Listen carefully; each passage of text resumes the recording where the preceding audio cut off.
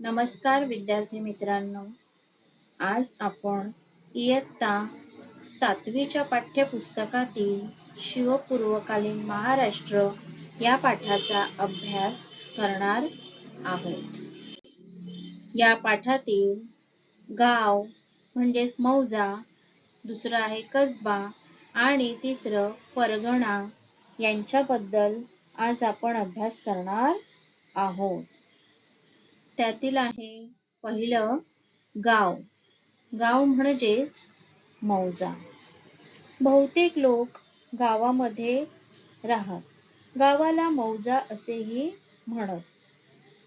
पाटील हा गावाचा प्रमुख असायचा. लोकांनी गावातील जास्तीत जास्त जमीन लागवडीखाली आणावी यासाठी पाटील प्रयत्न करत असत. गावामध्ये भांडण तंटाबखेडा होत असेल तेव्हा शांतता निर्माण करण्याचे म्हणजेच भांडणे सोडवण्याचे काम पाटील करत असे. त्याच्या कामात कुलकर्णी त्यांना मदत करत असे. जमा झालेल्या महसुलाची म्हणजेच पैशांची नोंद करणे हे काम कुलकर्णी करत असे. गावामध्ये वेगवेगळे कारागीर सुद्धा होते. त्यांच्याकडे व्यवसायासंबंधीचे हक्क वंशपरंपरेने म्हणजेच त्यांच्या वडिलोपार्जित परंपरेने चालत आलेले होते. गावात कारागीर जी सेवा देत होते त्याबद्दल शेतकऱ्यांकडून त्यांना शेतीतील उत्पन्नाचा काही वाटा मिळत असे. त्यांना बलुते असे म्हणत. तर मुलांनो, गावाचा प्रमुख कोण असे? पाटील. गावामध्ये भांडणे झाली, तंटाबखेडा झाला तर ते सोडवण्याचे, शांतता निर्माण करण्याचे काम कोण करत असे? पाटील. कुलकर्णी हा त्यांना मदत करणारा होता. त्यानंतरचा पॉइंट आहे कसबा. कसबा हे एक मोठे खेडेगाव होते. ते परगण्याचे मुख्य ठिकाण होते. उदाहरणार्थ आपण पाहूया, इंदापूर परगण्याचे मुख्य ठिकाण इंदापूर कसबा. वाई परगण्याचे मुख्य ठिकाण वाई कसबा. गावाप्रमाणेच कसब्यामध्ये मुख्य व्यवसाय हा शेतीचा होता. तिथेही कारागीर होते. तिथे सुतार, लोहार असे चांगले कामगार होते. कसब्याला जोडूनच बाजारपेठ होती. ह्या बाजारपेठेत शेटे आणि महाजन हे पेठेचे वतनदार कारभारी असायचे. प्रत्येक गावात बाजारपेठ होतीच असं नाही, पण गावात पेठ वसवण्याचे काम हे शेठे महाजनांचे असे. म्हणजेच गावामध्ये अशा प्रकारचे मोठे बाजार बसवण्याचे काम हे शेटे आणि महाजन हे लोक करत होते. त्यासाठी त्यांना सरकारकडून जमीन मिळत असे आणि गावकऱ्यांकडून काही हक्क मिळत होते. आणि ह्या सर्व बाजारपेठेचे हिशोब ठेवण्याचे कामही महाजनच पाहत होते. तर कसबा म्हणजे काय? तर कसबा म्हणजे एक मोठे खेडेगाव होते. त्यानंतर बाजारपेठेचे हिशोब ठेवण्याचे काम कोण पाहत होते? तर बाजारपेठेचे हिशोब ठेवण्याचे काम महाजन पाहत होते. त्यानंतर आपल्याला पाहायचे आहे परगणा. अनेक गावे मिळून परगणा होत असे. जरी अनेक गावे मिळून परगणा होत असला तरी सर्व परगण्यातील गावांची संख्या समान नव्हती.